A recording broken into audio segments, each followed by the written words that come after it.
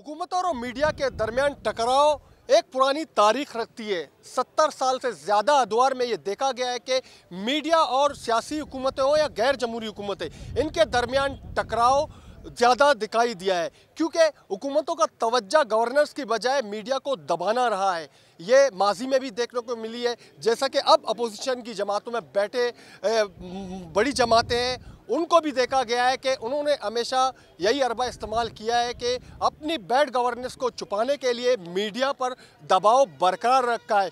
सरकारी इश्तिहारात या दीगर तरीके से, या अपने कुछ मीडिया में ऐसे लोग भी मौजूद हैं जो सब कुछ बेहतर का राग लाते हैं, तो वो मीडिया की तर्जुमानी करते रहे। लेकिन वहीं पर आज़ाद मीडिया के अलम बरदार ऐसे मोहसिन सहाफ़ी पैदा हुए जिन्होंने इज़हार आज़ादी पर कभी कंप्रोमाइज़ नहीं किया, जेल की सोबतें काटी, बल्कि उनको मुलाजमतों से भी फारिग किया गया। एक बार फिर मौजूदा हुकूमत PTI या पाकिस्तान तहरीक इंसाफ, जिसने खुद सोशल मीडिया का ज़्यादा इस्तेमाल किया, बल्कि बड़ी बड़ी मीडिया को इस्तेमाल किया, अपने दौर में अपोजिशन के एहतजाज में हुकूमतों को तनकीद का निशाना बनाया। वज़ीर आज़म नवाज शरीफ या पीपल्स पार्टी का दौर हो तो उसका तवील धरना मीडिया पर ही दिखाई दिया। लेकिन अब चूँकि सोशल एक्ट नाफिज करके सोशल मीडिया के ज़रिए मीडिया की आवाज़ दबाने की कोशिश की जा रही है, चूँकि अब ज़राए अबलाग के मुख्तलिफ जो है तरीके आ गए हैं, इस वक्त मालूमात का ज़राए वसी हो चुका है, तो सोशल मीडिया से नुकसान किसको होगा? सबसे पहला अहम बात यही है कि ये पॉइंट है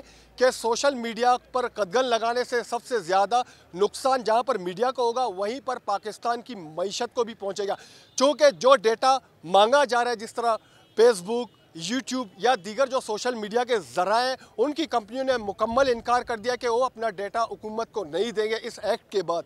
तो जिसके बाद इसका बराह रास्त असर तो यकीनन जमहूरियत भी पड़ेगा, मीडिया पर भी पड़ेगा। इस वक्त हमारे साथ मौजूद है बलूचिस्तान यूनियन ऑफ जर्नलिस्ट के सदर अयूब तरीन। उनसे बात करें। यहाँ पर एहतजाजी कैंप लगा हुआ है सहाफ़ती तंजीमों की जानिब से, जहाँ पर वकला बिरादरी, सिविल सोसाइटी से ताल्लुक़ रखने वालों ने भी इज़हार यकजहती की है।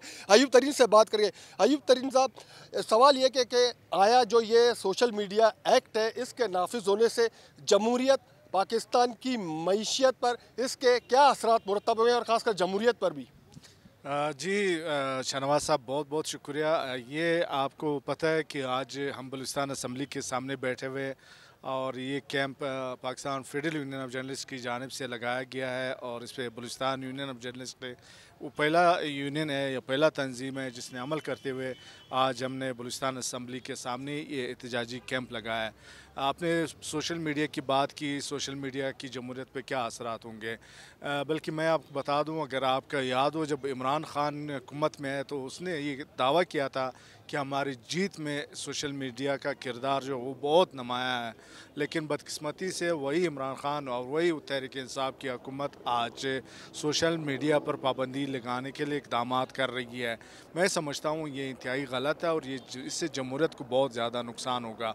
उसकी एक वजह ये है, सोशल मीडिया पर जहाँ तक हम समझते हैं कि सोशल मीडिया के ज़रिए लोग चीख पुकार कर रहे हैं। मीडिया पर ऑलरेडी गैर एलानिया पाबंदियाँ लग चुकी है। लोग जो है अभी सोशल मीडिया के ज़रिए, जिस तरह महंगाई बढ़ चुकी है मुल्क में, जिस तरह बेरोज़गारी बढ़ चुकी है मुल्क में, जिस तरह लॉ एंड ऑर्डर की सूरत हाल है पूरे मुल्क में, तो ये वो चीज़ें हैं जो आम लोग सोशल मीडिया को यूज़ कर रहे हैं। लेकिन अब हुकूमत से, मौजूदा तहरीक इंसाफ की हुकूमत से ये चीज़ें बर्दाश्त नहीं हो रही है। आपने ख़ुद कहा कि यही सोशल मीडिया था जब उसने नवाज शरीफ के ख़िलाफ़ इस्तेमाल किया, पीपल्स पार्टी के ख़िलाफ़ इस्तेमाल किया, इक़्तिदार में आ गए। लेकिन इक़्तिदार में जैसे ये लोग आए तो आज उनको पता चल गया कि ये सोशल मीडिया जो है वो इनके ख़िलाफ़ इस्तेमाल हो रहा है, तो इस वजह से वो पाबंदी लगा रहे हैं। मैं समझता हूँ कि अगर ये आपने सोशल मीडिया पे पाबंदी लगा दी, इसका मतलब है आपने बलूचिस्तान के जो 22 पाकिस्तान के जो 22 करोड़ से ज़्यादा अवाम है, इसका गला घोंट दिया है, और आप चाहते हैं कि आवाम की आवाज़ को आप दबाएं।